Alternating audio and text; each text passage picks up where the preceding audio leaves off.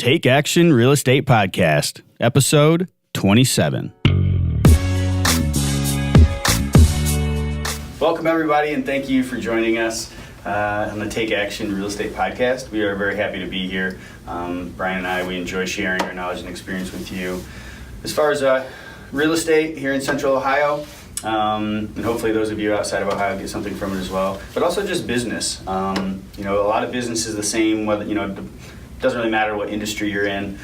We talk about a lot of things, accounting-wise and marketing-wise, and things that really you could use in all different businesses. But we're happy to be here. Brian, how you doing today? I'm doing really well. Had a lot of fun last night at our staff Christmas party. Yeah. At a local restaurant up in Powell, and had some really good food. And it was really an enjoyable, relaxing time.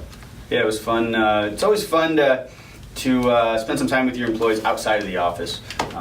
We like to take, we've done the hibachi grill a few times and taken the team out there and stuff. And you kind of just see a different side of somebody when, you're in a more casual atmosphere than, rather than sitting in the office and only talking about work. So. Yeah, it's Christmas time and we're enjoying nice weather. It's like going to be 50 degrees today, so that's a blessing. It's been pretty cold a lot. Not really cold, but colder than normal, and hopefully we get some snow soon. Yeah, we were just watching videos this morning with my kids of, I think, 2 years ago at our last house, us having a snowball fight, and I was just thinking, man, I hope it snows soon. Christmas is coming up. It'd be nice to have some snow on the ground for Christmas Day. So, for sure. What else did we do this week? So what did we do? We did a video, put it on Facebook. We did a drawing for our tenants. So this is just one way that we show appreciation to our tenants.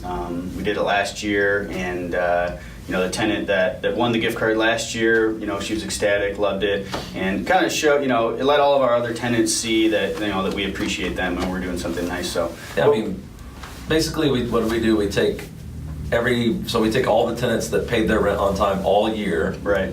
And for every month that they paid rent, they get one ticket into the drawing. So, right. If you rented from us starting in August, then you would still get 4 or 5 tickets for the drawing. If you rented all year, obviously you get 12. So, yeah, that's always fun to do, and I'm thankful that we can, give back to our tenants who are diligent about, keeping their word and paying on time and being good tenants. Right. What else? This week we closed a 12 property refinance, and it went pretty well. We did 12 separate appraisals for all the properties, and the same appraiser did all of them, but for some reason about half of them came back extremely low. We had one straight off of No Big Speed down in Blacklick Estates, and there are exact comps that sold in the 120s, 130s. And like right across the street. Yeah. Literally, 50 yards away. Yeah, on the same street, and 120 to 130. In our house, he appraised at $74,000, I think. Yeah. And we had recently rehabbed it. It's in good shape. Yeah. Exterior looks great. Windows, roof, there's nothing wrong with it, and it's an identical house. So that's pretty frustrating, especially because most of the refinances we do, we pay for the appraisal up front. So it's like we already have that cost. So it's really hard to go back and say, okay, well, we're going to take this handful of properties out because we maybe paid $500 per appraisal for them. Yeah. So it's basically like throwing that money away.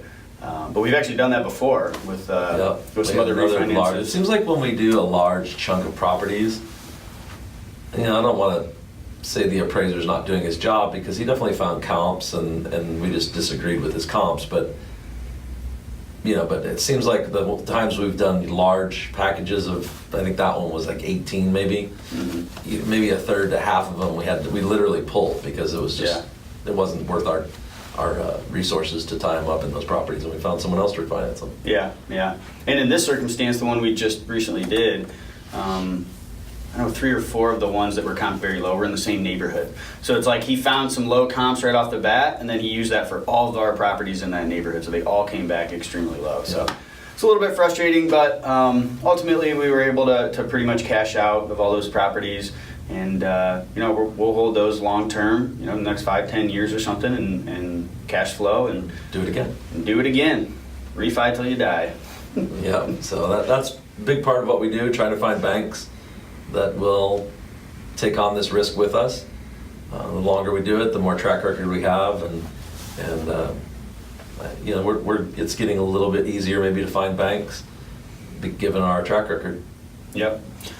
Also, I mean, we're at the tail end of I think it was a 12,000 piece absentee mailer. I think we got a few that are still trickling in, but most of it's hit. And Dan, who's our newer sales and acquisitions guy, he's just flying through them. And I think we've already purchased a couple, and we have 2 or 3 more in contract already. So I mean, that's just a great return. 12,000 mailers cost us maybe $5,000, $6,000, something like that, and we'll probably buy at least 3, 4, 5 properties off of it.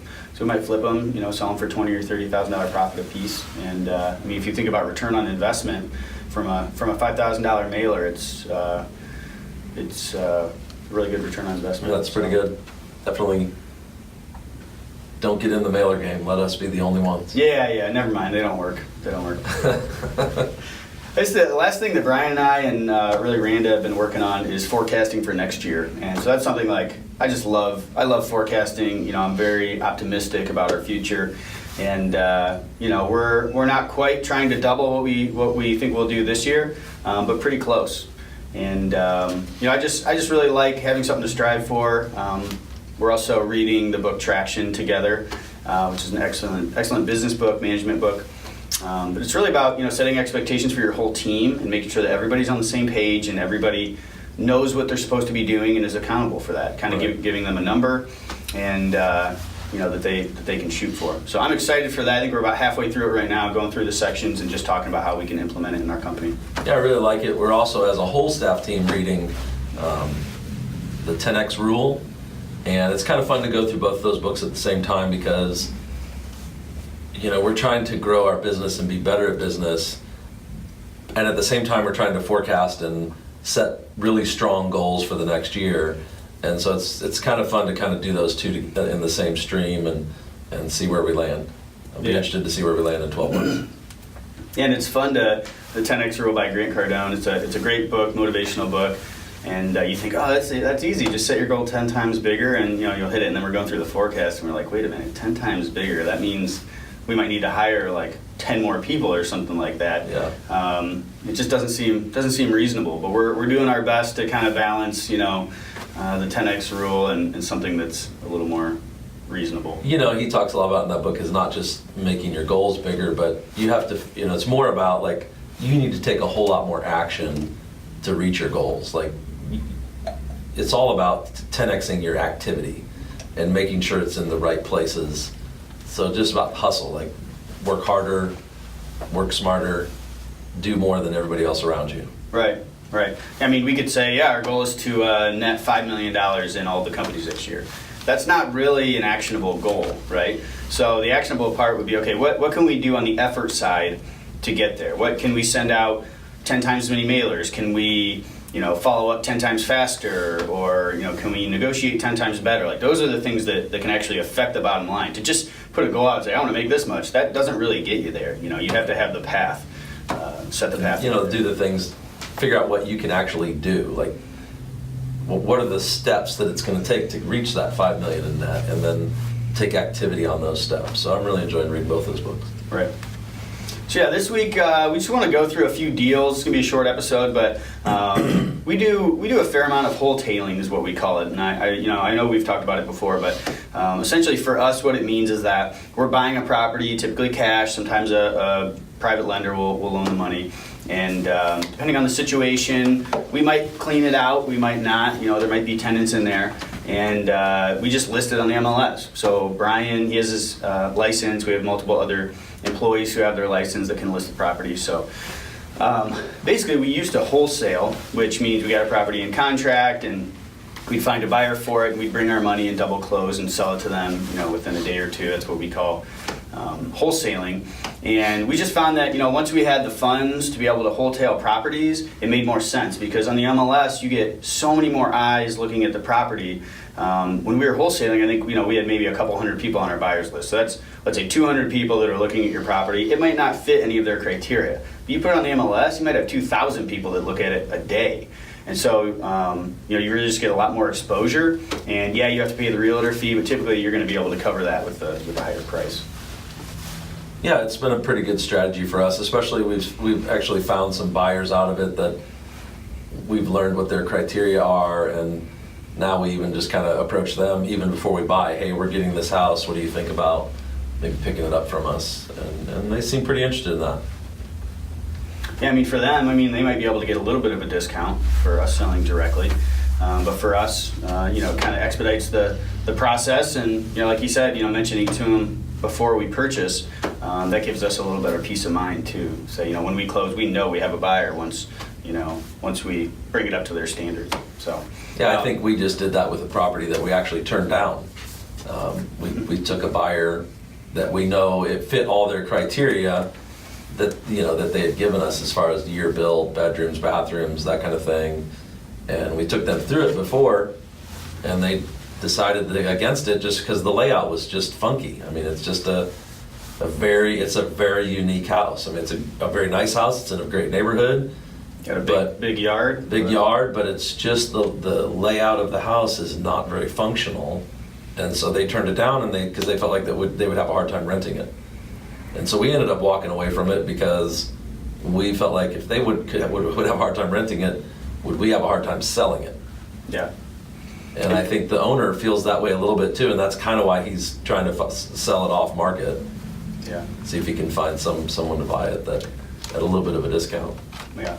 That was a tough one. I went back and forth on that for quite a few. Yeah, we talked about it for days and days and days. And somebody said it. They said, "Don't buy weird," and we found that too. Unique houses. It's not to say that there's not a buyer for that house, but typically it's going to take a lot longer. I think this house it didn't have a right angle in the whole house. It was a unique split level, bi-level combination. Instead of, in that neighborhood, houses would probably go within a month or two, and this one could have been on the market for 6 months or worse. So we decided not to take that risk. And yeah, I hate throwing a lead away, but yeah. Just at this time of year, at this time in our career, we just feel like, hey, we want to be careful with the resources that we have and make sure they're available for every deal that comes along that makes sense. Right. Especially with the market. The market's down a little bit. And it's probably mostly seasonal. We're in December between Thanksgiving and Christmas, and not a lot of people are looking for houses. But we kind of want to wait till January, February as well, and maybe into the spring and see. Is the market coming back? Was it just seasonal, or is this the beginning of maybe a little bit of a correction, or what? So we don't want to be stuck with any high end flips that we can't offload. Yeah, and who knows? This guy may come back in 6 months, and he may have really struggled at the price that he feels like he needs to get or wants to get, and maybe he lowers his price and we can buy it. Right. So anyway, back to wholetailing. Just going to go through a few properties that we've done really in the last 12 months. 2 of them were in South Linden. This first one, it was South Linden over near Arlington Park. And this one came in through an absentee mailer. So what we were talking about, the 12,000 we just sent out. We just sent out a letter, a postcard saying, hey, this is what we do. This is who we are. We can help you if you're in this type of situation. If you have a distressed property, or if you have a distressed situation, like maybe a family dispute or tenants that are in the property that you're not getting along with. So we sent out this letter. This person called us. And we went out, we actually met our contractor there to go through, and we do that occasionally if the property is vacant or in poor shape. We'll take our contractor with us just to give us a better idea of rehab costs and just to get those numbers up front. So we did that, and I think it was only about $10,000 in rehab that this property needed. And we thought it would sell around $35,000. And so we ended up buying it, negotiating for about $18,000. We paid cash for it. And I don't think we did any work to it. Sometimes we'll clean out the properties if there's a lot of trash in them. This one I don't believe we did. Honestly, I don't even remember this house. It came and went so quickly, and we didn't do any work on it. Yeah, so we threw it on the MLS at 35, and I think that was maybe a little bit more than we thought we'd get, but we thought we'd shoot high. And within 10 days, we were in contract at $27,000.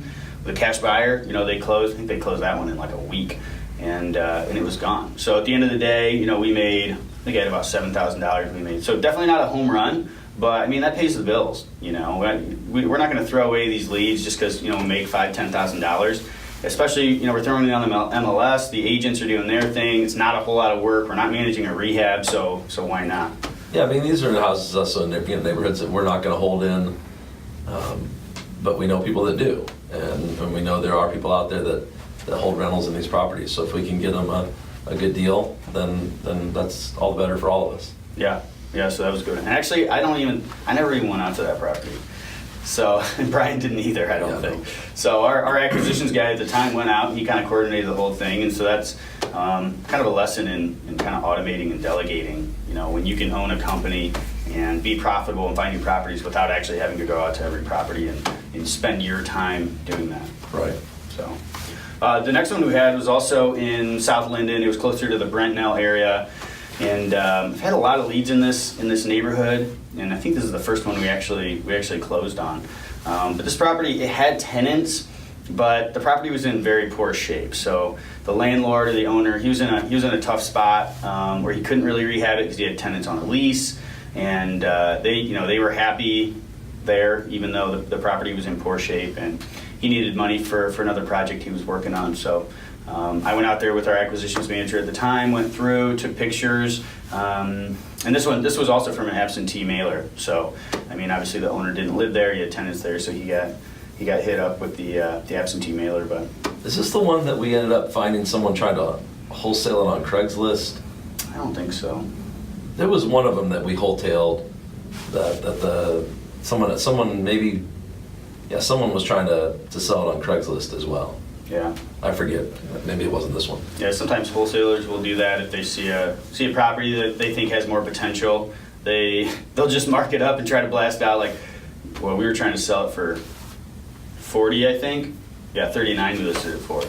So they might try to blast it out to their buyers list at 45. Right, If somebody bites, then they'll come to us and give us a contract for 40, sell for 45, and they make the difference. I don't remember that on this property, but. So anyway, we negotiated with the owner for $15,500, which is a good price for a property. There was tenants in it paying $500 or $600 a month or something, and we thought we could get $40,000 for it without doing anything because there was tenants in it. We weren't able to go in and rehab anything, so we didn't touch the thing, and sold it for $40,000 in a couple days on the market, and sold it to a company kind of like a hedge fund that was buying a lot of properties, and they bought a few more from us as well. But yeah, I mean, it's great to work with. They close in like a week or two. They pay cash, and so yeah, that one we ended up making over $20,000 on that, and we only paid $15,000 for it. Yeah. So another good example of a lead in a neighborhood that we're not going to buy, we're not going to flip in, and we're not going to rent or hold it as a rental in that neighborhood. But it's perfect for certain investment classes and hedge funds. They want that type of thing. I mean, we have one of our kind of contacts, our insurance agent. She only buys in South Linden, and that's kind of an area that we don't. We fed her some leads, recently too, because she's interested in that area. She ends up getting very good tenants at a higher rate than most people do in those neighborhoods, and she loves it. I don't think she's never in a property for more than $20,000. I don't think that's kind of her rule. Yeah, and she rents them for $750 and has long-term tenants, and she treats them real well, and yeah, she loves it. I think she's got 10 or 12 of them, and she pays cash, so she doesn't have loans on them, and it's just all cash flow. Right. And so the last one was more, it's down by kind of Whitehall, in just north of Maine down there on the east side, and we had a rental down. We own a couple of rentals down there that have actually turned out really well. This one was on a street we weren't crazy about, and just made more sense for us to just quick flip it. And this one, I mean, there's some comps. I was just looking today, actually. There's some comps like near 100 in that neighborhood. Most of them between 60 and 80. And we ended up paying $25 for it. It was actually in decent shape. And just listed it on the MLS for $45,000. We cleaned this one out. I mean, we had a lot of stuff in it. The garage was full. We probably spent $1,500 just cleaning it out. Yeah. And once we got it cleaned out, I mean, I think we talked about going back and forth a little bit if we were going to hold it, because we do have some places over there, but it was in a little bit rougher shape. I think once we got it cleaned out, it had a few more problems that we couldn't see, and we just felt like, it's probably not worth it for us to hold on to it. So we ended up putting it on the MLS and got a surprising amount of action. I was just, really excited about it. Yeah, we listed it, I think 45. We ended up because we had so much action, we ended up at about 50,000. And I think it might have been the same buyer who bought the last one we just talked about. Paid Well, cash. I don't think he bought it, but he definitely made an offer on it, but I don't think he got it. I don't remember. I'm pretty sure that it was someone else beat him to it. Yeah, he had a formula that he had to follow, and once he hit that number, he couldn't go any higher. He couldn't get approval for it. So, but anyways, yeah, I bought it for 25.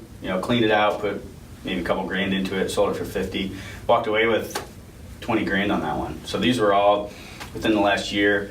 Like I said, not home runs, but I mean, for a quick flip, getting in and out in under a month, I mean, that pays the bills. Yeah. It allows us to grow, hire, more employees, better employees. And I think we've even a little bit ramped up our marketing in some of those areas just because we can do this. And there's a lot of opportunity in those neighborhoods for if you can get the house for the right price. So, I'd love to do 1 or 2 a month just in that model. yeah, if you're currently wholesaling properties, I mean, you could pretty easily, if you have an okay credit score, you can go to some of these hard money lenders, like Lending Home and Lima One and Autumnwood, Ricasa. I mean, there's a ton of them that you can go to, and they're not as much looking at your credit as a person. They're looking at the value of the house. They want to make sure that they're covered with the house. Now, you're going to need probably some money to put down with these hard money lenders. If you have a private lender, we have some private lenders, they'll loan 100%. Now, you have to grow those relationships. But if you're wholesaling, just keep that in mind. You might be able to get a loan. You might be paying 10% or something. But if you can get an extra $10,000 on the MLS over wholesaling it, then it's going to be worth it. I mean, it's going to allow you to ramp up your marketing and ramp up your business. For sure. So those are the three we wanted to talk about: wholetailing, and we've done quite a few more than that. But these are the ones that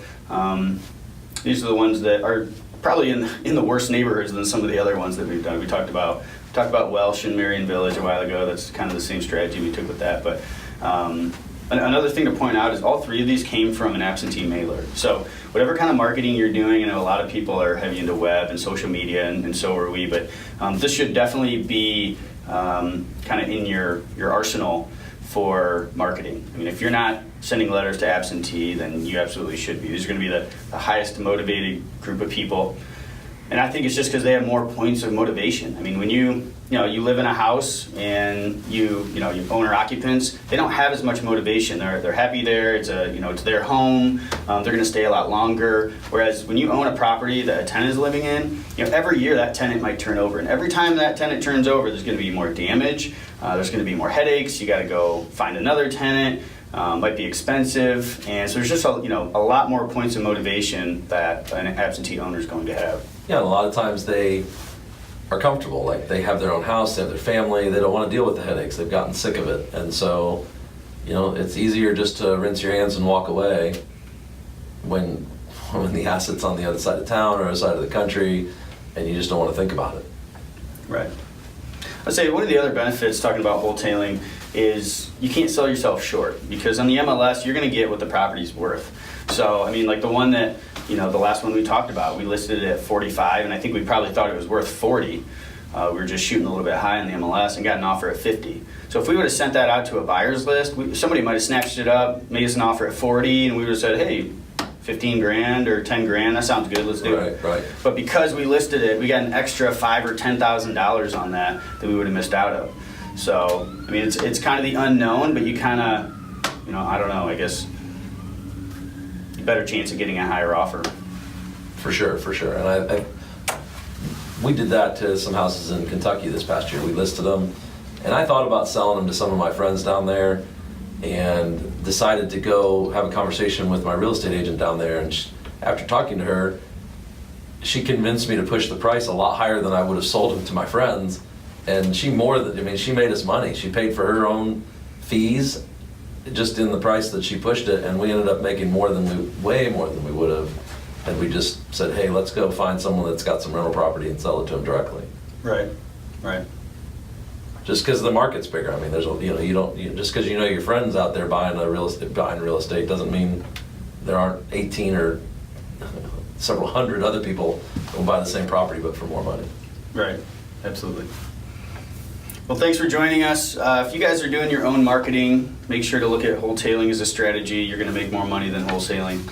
And hope you guys enjoyed the episode. We enjoy sharing our experiences and our deals with you and stuff. And feel free to reach out if you guys have any questions for us or about the Columbus market. We're open to networking and working even partnerships we've done with other people. Yeah, I mean, brought opportunities to us. If you got a property and you want to try to wholetail, have a conversation with us. Reach out to us. Maybe we can help you find some money, or we can partner on the deal or whatever. So definitely reach out to us. Absolutely. For the show notes of this episode, you can go to takeactionrealestate.com/episode 27. If you like listening, enjoy what we're doing, feel free to leave us a review on iTunes. We sure would appreciate it, so that we can reach more people. And thanks for joining us. Thanks a lot.